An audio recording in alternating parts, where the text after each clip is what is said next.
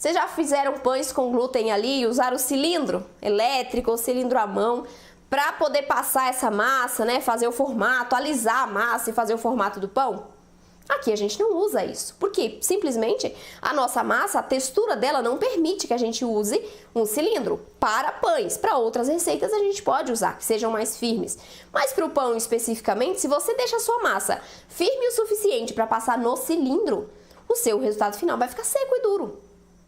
Porque a gente precisa de mais água na massa, a gente precisa hidratar melhor os nossos ingredientes. Não são somente as farinhas, temos agentes de liga. Hoje eu trouxe aqui o psyllium para vocês verem como ele absorve água. Então a gente tem outros ingredientes que vão fazer essa, sugar essa água da sua massa. E se você não entende isso, a chance de você errar é muito grande, sabe por quê? Você vai lá, pega uma receita que está falando que vai ter que usar 400 ml de água e usa 300 gramas de farinhas, basicamente farinhas brancas. E você coloca toda a água de uma vez. 400 gramas de água, 400 ml de água. Isso aconteceu com uma colega minha.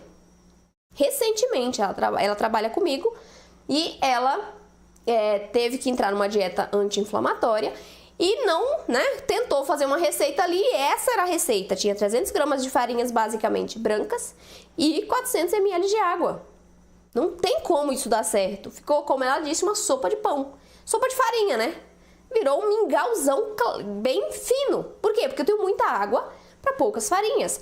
Se eu tivesse somente farinhas ricas em fibras, farinhas mais integrais, muito psyllium, aí talvez eu precisaria de tanta água, mas não é esse exagero, tá? É uma quantidade maior, sim, mas não é uma quantidade tão grande, principalmente quando a gente está trabalhando com farinhas brancas, certo? Amanhã a gente vai falar sobre farinhas, hein? Não percam a live de amanhã. Nossa última live vai ser sobre farinhas. Então, é isso que vocês precisam entender, que somente replicando a receita, a chance de você errar é muito grande. Quando a gente assiste, ou pega a receita na internet ou assiste um vídeo, geralmente, em geral, a pessoa não te fala, olha, se você adicionar a sua água e o seu ponto de massa ficar X, seco, você vai precisar colocar um pouquinho mais de água. Quanto é esse pouquinho? Ela vai ter que te explicar isso. Ou o contrário, se você coloca a sua água e tá vendo que a sua massa está ficando mais mole do que a minha, para de pôr água. Ninguém te fala isso. Alguém já te falou isso no vídeo?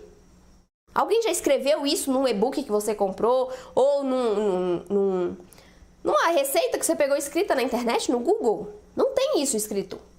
Eu já pesquisei muita receita na internet. Eu tinha a caixa do meu celular de print no início. Nossa, mas tinha uns mil prints no meu celular quando eu comecei.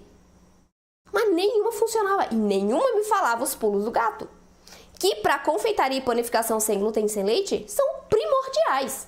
Porque aqui a gente tem alguns detalhezinhos que, por mais que sejam pequenas e, ao nosso ver, talvez irrisórios, fazem total diferença no resultado final. Um pouquinho a menos de água vai te dar um resultado seco. Um pouquinho mais de água pode perder a sua receita. Então, é no detalhe que a gente consegue acertar e ter um resultado melhor do que o com trigo e com leite.